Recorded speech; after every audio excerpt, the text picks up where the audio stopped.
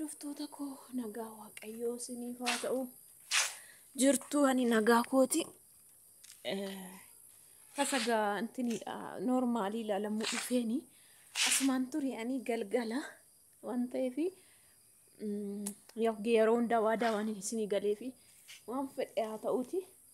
Daqiiqaa tokkoo fi lama riikardiin isinii godhachaan tureyyuu naaf kadhadhaa. Kadhanni nama barbaachisa waan ta'eef jechuudha. Ana kun qalliitti waan ta'e ilaalamuu dhufe turii jedhani. Isumaayyuu isaatiin lama na qaxaranii galee mana ga'ee deebi'u yennaan lakkinaan jedhan waan ta'eef garas jiru dhokadheen dhufe isinii waraabaa jira warri afaan ta'anii. So naa kadhadhaa dhuga halkan argaa jirtu.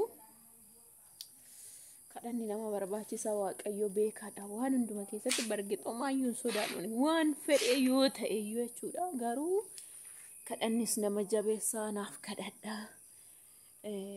Waaqayyo haala hunduma keessatti beekaadha. Guyyaa na dhukkuba hoolaa sosochoo inaan jedhanii jedhee viidiyoo tokko hojjedhe poostitoon hin kuniniin dhiise gizee biraan isiniif godha. Kanaaf garuu kadhatanaaf godha kadhadhaa hin kadhannaa.